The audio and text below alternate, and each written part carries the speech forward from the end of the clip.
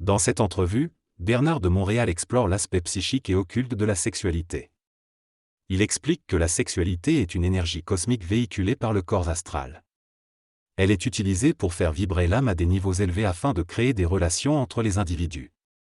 La sexualité peut être utilisée de manière positive, lorsque l'homme s'identifie à elle pour le succès de sa vie relationnelle et dépasse le côté psychologique pour la vivre sur le plan de l'esprit.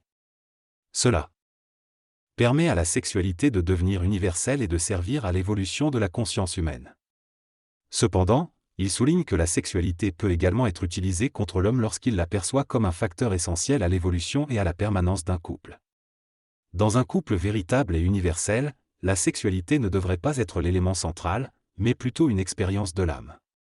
Il mentionne également que la sexualité peut être manipulée par les plans, et que certaines personnes perdent leur intérêt pour la sexualité lorsqu'elles s'engagent dans une recherche spirituelle. Cela sert à spiritualiser le corps astral et à briser les liens d'affection sexuelle relatifs dans le couple. La sexualité est une énergie puissante qui permet à l'homme d'accéder à l'infini de sa conscience éthérique. Cette énergie est manipulée par l'esprit à travers la conscience astrale de l'homme. Il y a un court instant pendant l'acte sexuel où l'ego disparaît et où l'être peut vivre une connexion avec l'éther, au-delà de la réflexion égoïque. Cependant, cette expérience ne garantit pas l'accès à l'infini, mais elle constitue une preuve tangible de sa réalité au niveau du système nerveux et de la conscience des cellules. La sexualité dépasse donc le caractère strictement physique et permet à l'homme d'être manipulé à différents niveaux. La sexualité est une activité génératrice d'énergie sur les plans astraux, qui influence l'expérience sexuelle de l'homme sur le plan matériel.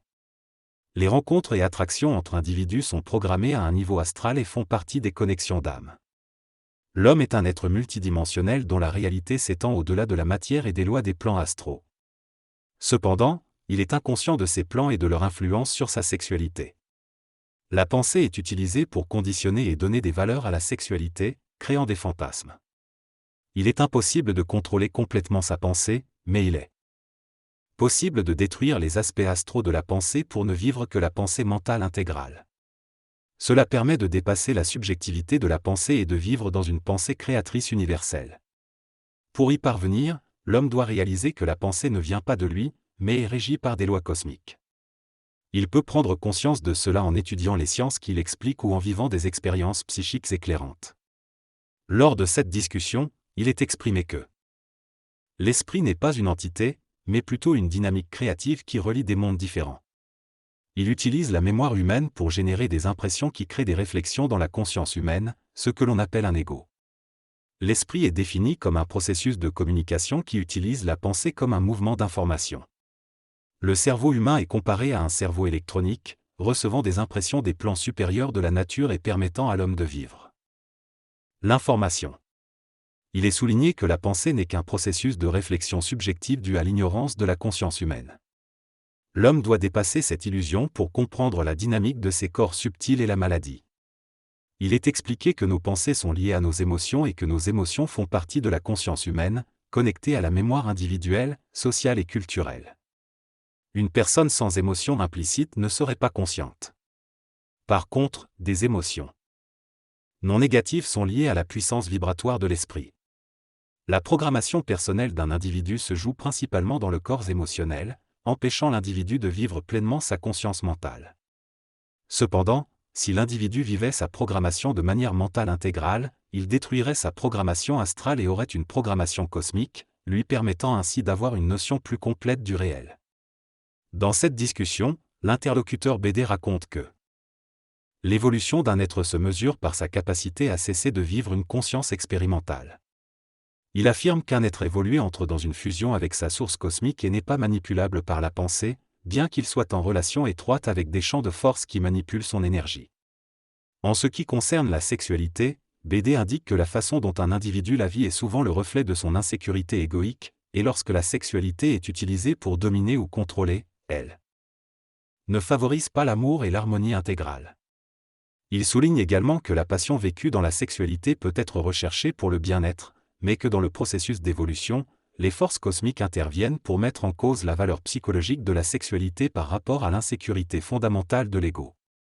Enfin, il précise que l'homme inconscient et l'homme conscient sont différents dans leur dynamique créative énergétique, et que l'homme conscient sera amené à transformer sa conscience par rapport à l'énergie astrale de la sexualité pour ne plus en souffrir. Dans cette conversation, Boulevard M. Bachar de Mount Shasta parle de l'évolution de la sexualité humaine. Il explique que certaines personnes peuvent rencontrer des difficultés avec leur sexualité, ce qui peut causer des problèmes psychologiques. Avec le temps, il est possible de dépasser ces problèmes et de reconquérir une sexualité à un autre niveau. Ce nouveau niveau de sexualité est purement énergétique et dénué de toute valeur psychologique. BDM mentionne que les animaux vivent déjà leur sexualité de manière purement énergétique, sans la penser. Il souligne cependant que ne pas penser ne signifie pas être amoral, mais que la moralité est une construction de la conscience qui pense. Un être ayant une conscience créative vit selon sa propre vibration énergétique, sans être contraint par un code moral.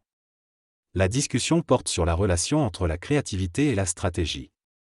Pour l'intervenant, la créativité est distincte de la stratégie, bien qu'une stratégie puisse faire partie de l'intelligence créative. Il est également abordé le sujet de vivre selon ses pulsions. L'intervenant met en garde contre le fait de vivre uniquement selon ses pulsions, car cela peut conduire à des dangers, notamment lorsque les pulsions sont influencées par des idéologies. Selon lui, l'homme ne peut véritablement être libre que s'il est conscient et en harmonie avec les lois d'harmonie. T explique que pour libérer l'énergie de l'homme, il faut d'abord libérer l'homme dans son mental, ce qui nécessite une prise de conscience de sa relation ultime avec les plans et sa multidimensionnalité. Cela conduit à un savoir qui n'est plus idéologique, mais plutôt en accord avec le processus créatif de sa conscience. Concernant la libération des énergies ou des pensées, l'intervenant affirme que l'homme ne peut pas les libérer par lui-même, c'est sa source qui le fait. L'homme qui tente de libérer ses énergies à partir de son ego entrave le processus de sa conscience et crée une polarisation dans sa conscience. Il donne l'exemple des sectes qui créent une polarisation dans la conscience des individus. Enfin, il aborde le sujet des maîtres qui favorisent la liberté sexuelle, le nudisme et d'autres formes de liberté. L'intervenant met en garde contre le fait de prendre ces philosophies comme des vérités absolues, car elles sont souvent teintées d'astral et d'ego. Selon lui, l'homme véritablement conscient n'adhère pas à une philosophie, mais vit en fonction de lui-même, sans juger les autres. La conscience de prosélytisme implique une expansion de soi à l'extérieur de soi, mais être centré dans sa propre conscience permet de vivre en harmonie avec les autres. Chaque personne a sa propre expérience de l'âme et de la réalité, et il est important de respecter et d'apprendre des expériences des autres. La liberté ne vient pas de l'extérieur, mais du fait de supporter pleinement son être. Ceux qui ne se sentent pas libres sont souvent ceux qui ne supportent pas leur propre conscience et vivent en fonction des influences extérieures. Dans une relation intime, il est important de prendre en compte son partenaire et de réajuster son propre système de valeurs en fonction de l'autre.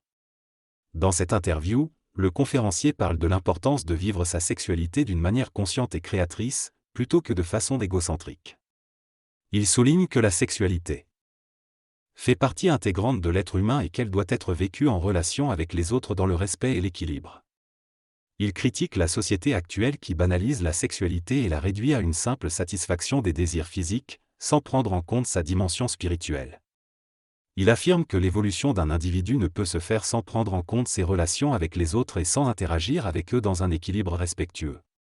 Il met en garde contre la fascination excessive pour soi-même, que ce soit à travers des croyances personnelles, des religions ou des sciences occultes. Selon lui, l'esprit est une force capable de détruire les illusions astrales de l'homme, pour le guider vers une spiritualité plus intelligente. Le conférencier aborde également la question des manipulations et des insécurités créées par la société, notamment dans le domaine de la sexualité. Il explique que ce n'est pas tant la forme ou la matérialité qui pose problème. Est-ce la façon dont l'homme vit ces aspects de sa vie? Il souligne que l'homme conscient n'est pas affecté par les apparences extérieures, et que l'insécurité commence lorsque l'homme commence à penser de manière subjective et involutive, rompant ainsi le contact télépathique avec les sphères universelles. L'être humain développe un ego basé sur la pensée, mais pour récolter toute son énergie, il doit un jour renverser cette dynamique. La pensée subjective ne permet pas à l'individu d'accéder à sa liberté car elle provient du plan astral de l'âme et est manipulatrice.